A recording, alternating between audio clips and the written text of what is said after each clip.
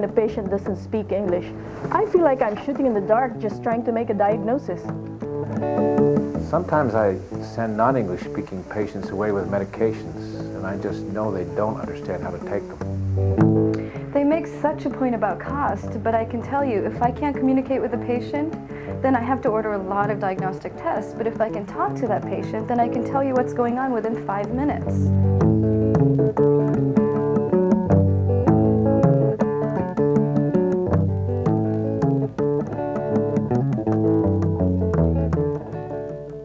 Does any of this sound familiar? Hello, I'm Bukta Qaisar, the director of the Cross-Cultural Healthcare Program at PacMed Clinics in Seattle.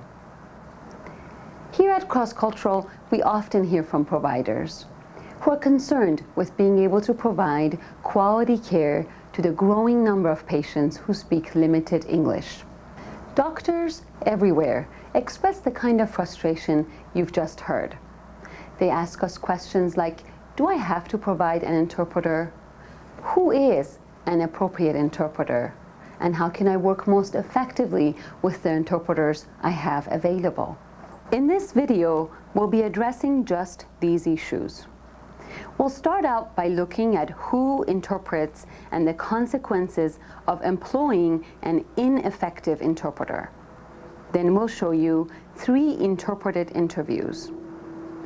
In the first, you will see an untrained clerical worker interpreting for a Spanish-speaking patient. Then, for comparison, we'll watch a professional Cambodian interpreter at work.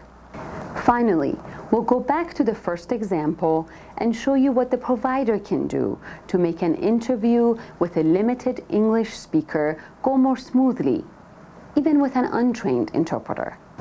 By the way, we'll be talking a lot about interpreting in this video and not at all about translating. You might wonder, what's the difference? Interpreters transmit a word that they hear in one language into another language. Translators transmit a written message from one language into another. Remember, if the message is spoken, the work is interpreting. And if the message is written, the work is translating. By the way, we'll be talking in this video about spoken language interpreting and not at all about sign language interpreting. Medical interpreting is an emerging profession in the United States. But there is a knack in working even with the best interpreter. Here's a chance to learn some techniques to help you in providing quality care for your patients. Healthcare institutions have many different arrangements for communicating with patients who speak limited English. Some are formal, some informal, and some are more effective than others. You know, the hospital where I did my residency, we had full-time dedicated interpreters. They were all trained in medical interpretation. I think they covered 6 or 7 of the most common languages. If a patient spoke some other language, they had contracted interpreters, and they were professionally trained. It was striking the difference it made having a really good interpreter.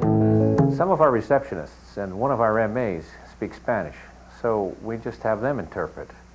When a patient speaks some other language, I think we have a list of other bilingual employees, such as cafeteria and janitorial staff.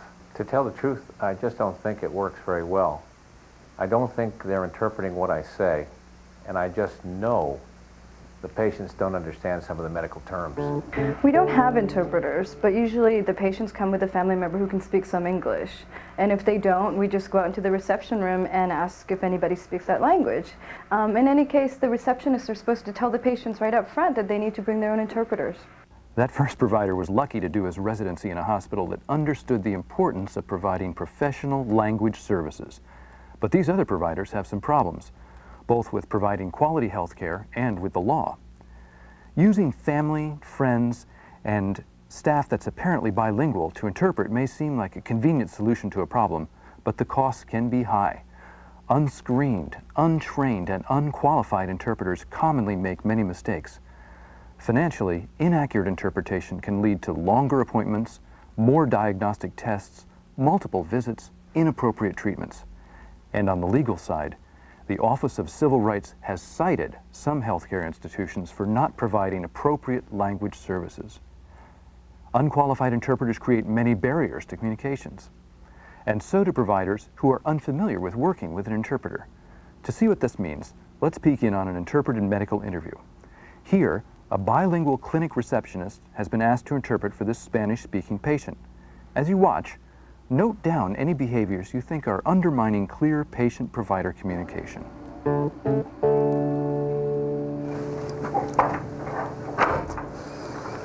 Okay, well, let's see. Who do we have here? This is Mr. Gonzalez. He says he's having pain in his waist. Okay, well, ask him to describe the pain. La doctora quiere saber dónde te duele. Me duele la cintura, comenzando aquí y luego el dolor corre por este lado, por la pierna. A veces me queda dormida toda esta parte de aquí. Hasta a veces el pie se me duerme. He says it hurts all over his back and legs. His back? I thought you said it was his waist. Well, it hurts him everywhere back there. Well, ask him when he gets the pain. Does anything provoke it or alleviate it? La doctora quiere saber cuándo comenzó. Ya son varios años que tengo este dolor. Desde esa vez en el rancho que el viejo Murillo se cayó del árbol. Estaba bajando un panal de miel de abeja cuando se le fue el pie y ¡zas! Se cayó. Yo intenté levantarlo, pero no pude con lo gordo que era y ahí se quedó muerto. Y desde entonces me empezó este dolor. Algunos dicen que por susto, y puede ser porque la verdad me impresionó mucho, pero otros que no era susto, sino que me pegó el mismo mal que le hizo a él caerse. He says he's had it a long time. You know how hard these people work. He probably just strained a muscle, or maybe it's arthritis. Maybe he needs some aspirin, or maybe you could prescribe him some prescription strength pain medication. Mm-hmm. Ask him if he's taken anything for the pain, some analgesics maybe, or an anti-inflammatory. ¿Y estás tomando algo para el dolor? Pues estoy tomando unos tecitos y uno que otro Tylenol. He says he's drinking tea and taking Tylenol. And does it help? Not much. Well, ask him when it hurts more, at night, in the day, when he gets up, when he lies down. ¿Te duele más en la noche o en el día? Cuando estoy sentado y luego intento pararme, así es cuando me duele. No, señor, la doctora quiere saber si te duele más en la noche o en el día. Por favor, contesta solo lo que te pregunta la doctora. Pues, no sé, es que a veces es de día y a veces de noche, pero no puedo estar mucho rato, ni parado ni sentado. Y me duele al subir las gradas. Hay muchas allá donde vivo. He says it hurts more during the day. Okay, well, this is probably just some kind of musculoskeletal pain, but I'm going to have to do a physical exam and maybe some tests to see what's going on. Okay, well, I have to get going. There was a long line at the check-in, and the other receptionist does not like it when I'm not there. So, señor González, me voy. La doctora lo va a examinar y le va a dar algo para el dolor. Y si no le ayuda la doctora, llámame y le doy el número de un buen quiropráctico que ayudó a mi hermano. Bueno, pues hasta luego. Where did this interaction break down? What caused the poor communication between patient and provider? You might want to stop the tape and note down some of the things that you noticed. This provider and this untrained interpreter had a number of problems. Let's look first at the interpreter's behavior. First off, she didn't do a very accurate interpretation, did she? She changed the message of both the provider and the patient in a number of ways. For example, she omitted some of what was said. She added some things that had not been said. And she changed the meaning of some of what was said. For example, tecitos refers to medicinal herbal teas, not black tea. The interpreter also left out the rich cultural information which the patient used to explain his illness. For example, all reference to susto, a culturally understood sickness caused by profound emotional shock, was ignored. Whether the interpreter didn't catch the reference, didn't understand it, or felt uncomfortable interpreting it is not clear, but the omission of this information limited the provider's understanding of what the patient's problem meant to him. What else did this interpreter do to create a barrier to clear communication? She added her own opinions about what might be wrong and what the provider ought to do. She got into conversations with both the provider and the patient from which the other was excluded. She even gave advice to the patient, offering to refer him on to a chiropractor who had helped her brother. The bottom line is that this interpreter took over this interaction and became the focus of everyone's attention, instead of unobtrusively supporting the development of the patient-provider relationship. Did you notice that both the patient and the provider spoke to and looked at the interpreter, not at each other? The interpreter used the third-person form. The provider said, the patient said. This only served to focus more attention on the interpreter and put her in the role of filtering information. The seating arrangement, a triangle, made it easy for this dynamic to develop. In short, in this session, the interpreter acted not as a bridge to help patient and provider deal with each other, but as a filter, letting only parts of the message through. The interpreter, however, was not solely responsible for this dynamic. The provider here allowed the interpreter to take control of the interview and made no attempt to guide the interpreter when there were problems. This sort of interaction is very common when you're working with an unscreened, untrained interpreter. But let's take a look now at a more professional interpreter at work. The patient in this appointment is Cambodian. The interpreter has been professionally trained in medical interpretation. Notice what's different in his style from that of the previous interpreter and what behaviors lead to clearer communication.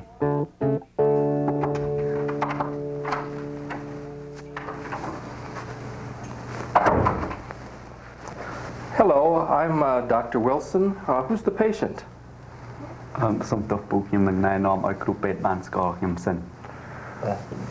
Hi, I'm James. Hello, James. I'm one of the staff interpreter.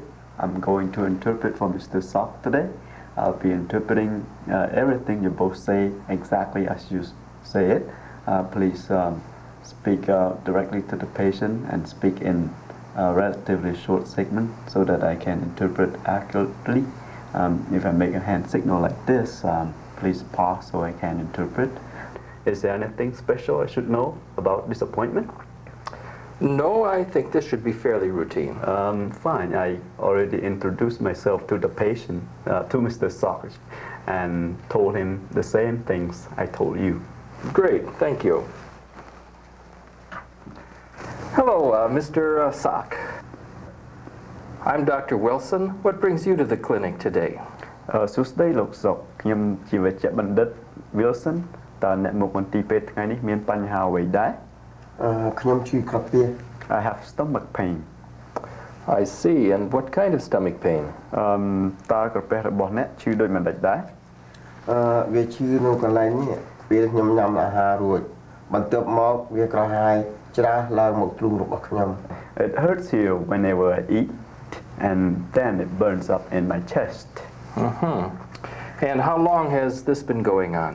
តើបញ្ហានេះកើតឡើងយូរមកហើយឬ វាកើតឡើងប្រហែល3ឆ្នាំមកហើយតែនៅពេលថ្មីនេះវាធ្វើទឹកកាន់តែញាប់ឡើងហើយឈឺរឹតតែខ្លាំងទៀតផងខ្ញុំគិតថាប្រហែលជាមានព្រលឹងអ្វីធ្វើបណ្ដាលឲ្យខ្ញុំមានបញ្ហានេះតើខ្ញុំគួរជម្រាបរឿងនេះទៅលោកគ្រូពេទ្យទេ It's happened about 3 years ago, but recently it seemed to come more often and the pain is worse.